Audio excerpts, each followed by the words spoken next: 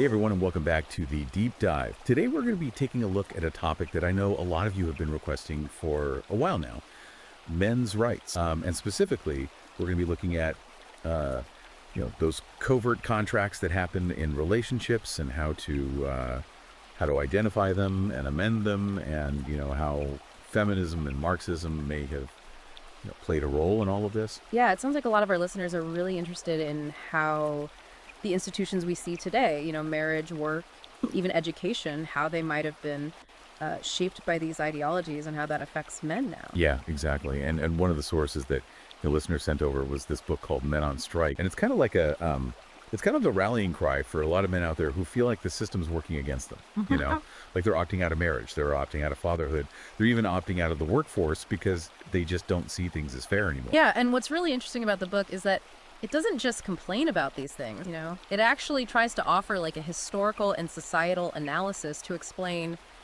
how we got here. Okay, so let's dig into that a little bit. One of the things the book talks about is the thing they call the media misandry complex. Right.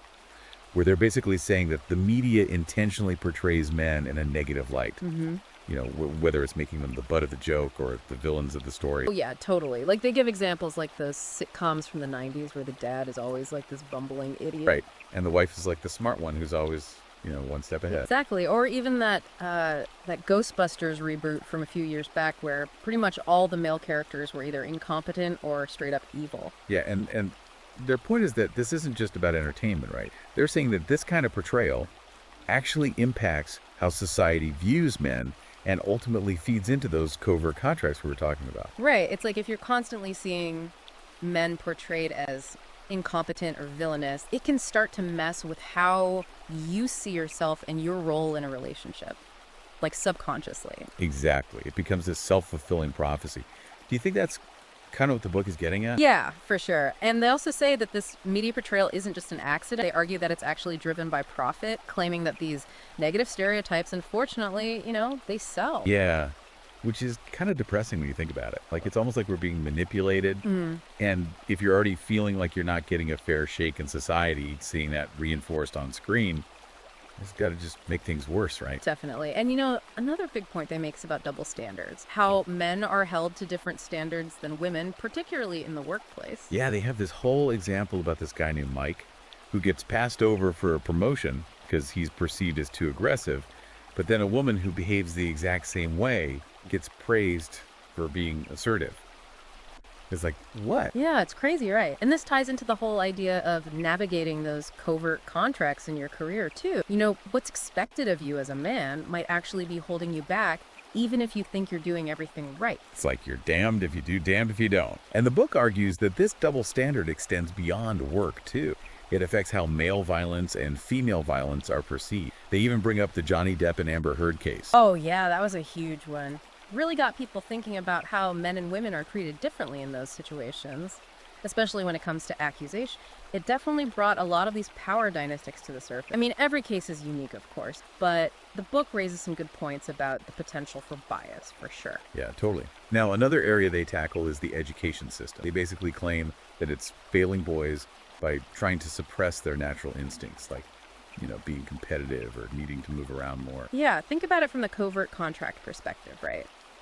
We teach boys to sit still and be quiet in school, but then they go out into the real world and they're expected to be assertive and go-getters in their career. Like, those are totally mixed messages. It's like they're being set up to fail before they even start. They tell this really sad story about a 12-year-old boy named Jake who gets suspended for defending himself against a bully, and the bully doesn't even get in trouble. It's messed up, right? And then they talk about how ADHD is like overdiagnosed in boys, and the push for girls in STEM leaving boys feeling like they don't belong.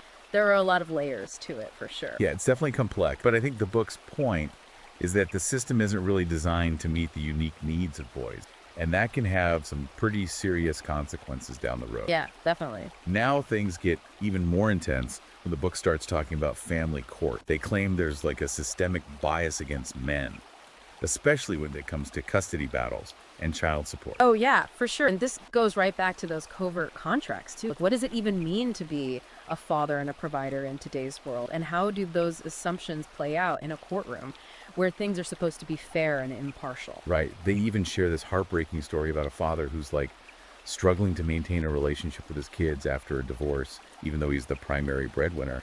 It's like he's doing what he's supposed to do, but the system still screws him over. That feeling of unfairness is really what the book is trying to highlight. They even bring up this concept of a marriage tax, where men are basically penalized financially just for being married. It's definitely a provocative claim, and the book is definitely not afraid to challenge conventional wisdom. Which is interesting because another really controversial issue they talk about is the wage gap. You know, they actually claim that the idea of women making less than men for the same work is a myth. Yeah, it's a common talking point in the men's rights movement, but it's definitely a complex issue with a lot of nuance to it. Like, the book argues that when you factor in things like career choices, hours worked, and risk tolerance, the gap basically disappears. They have this anecdote about a guy who gets passed over for a raise even though he's more qualified, and the raise goes to a woman who's less qualified. And they say it's because of this misconception that women need the money more.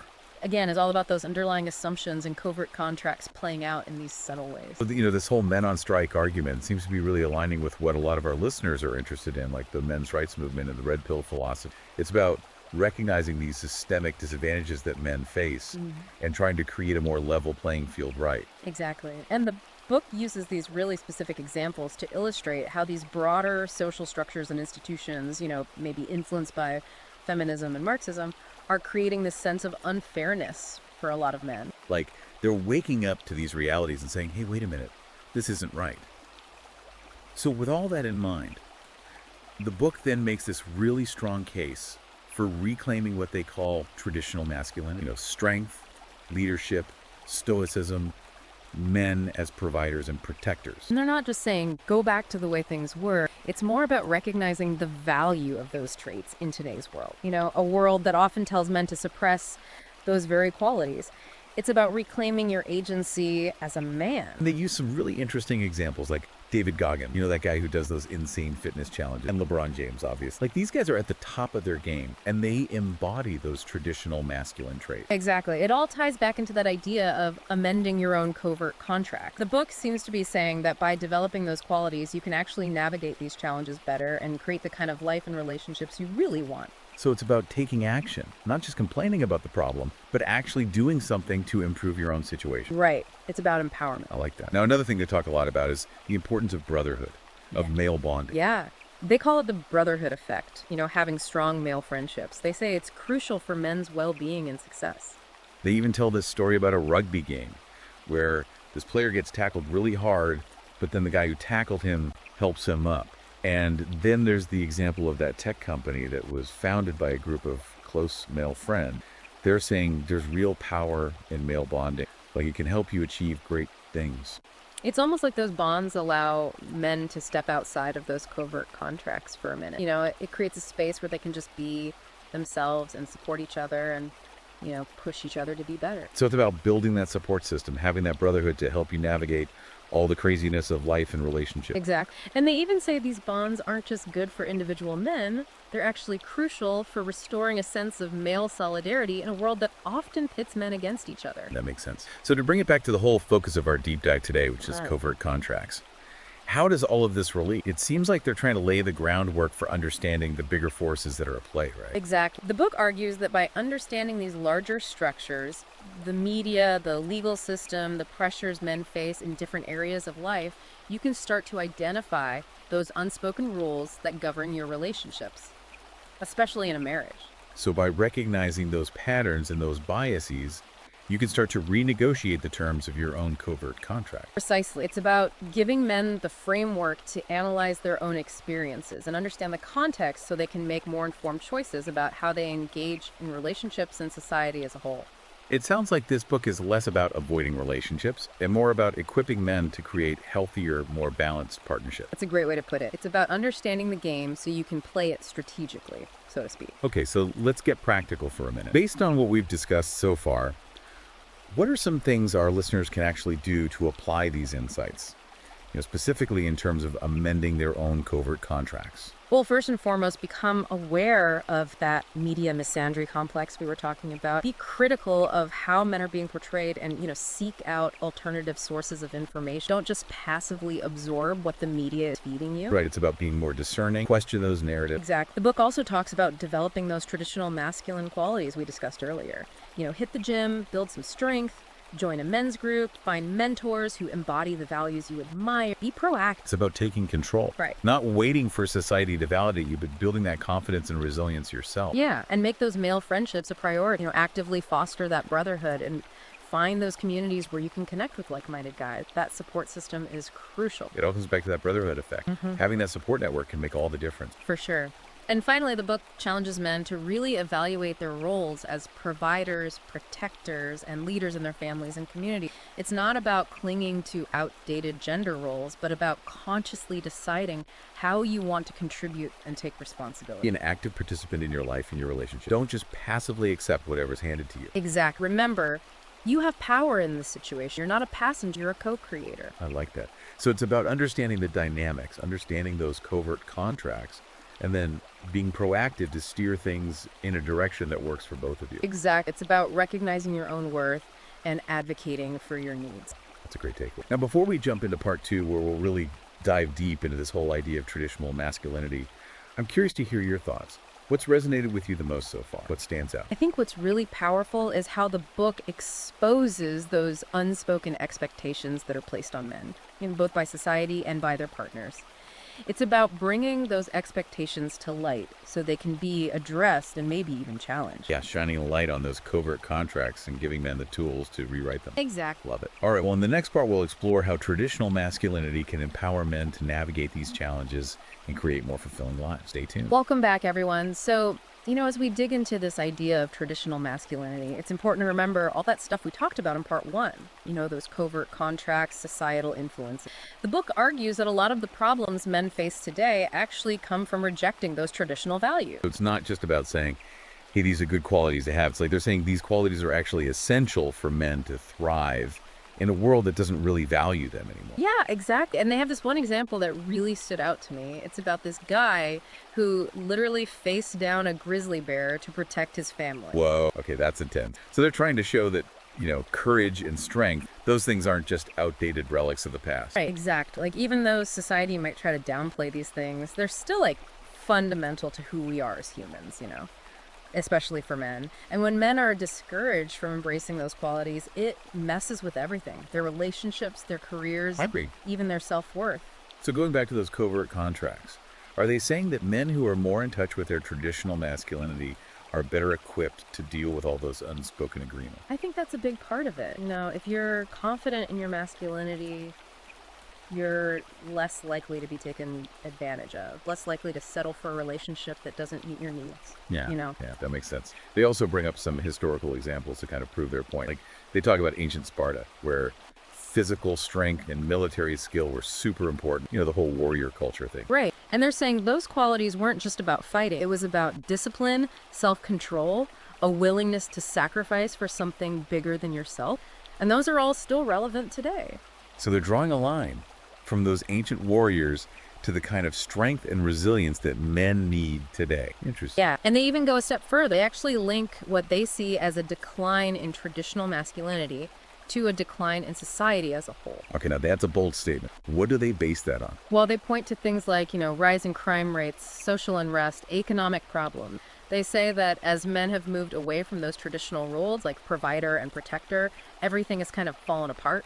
It's definitely controversial, but I can see how some men would relate to that. Like their strengths aren't just being ignored, they're being demonized. Exactly. And they also address things like the #MeToo movement. They say that while it was well-intentioned, it also contributed to this climate where men are almost afraid to be men, like they're walking on eggshells all the time. It's a complicated issue for sure, but I think it's good to have these conversations and to understand the different perspectives out there, even if they're not popular. Absolutely. Now, the good news is that the book doesn't just complain about the problem. It actually offers a solution. They say men need to actively reclaim those traditional qualities, reject the messages that tell them to be less strong, less assertive, less masculine. So it's about taking action. Right. Not just wishing things were different, but actually doing something to change them. Right. It's about creating a better future for yourself and for society. And they have some pretty concrete suggestions for how to do that. Like one of the biggest things they emphasize is physical fitness. Yeah, it's not just about looking good. It's about building that inner strength and confidence. Exactly.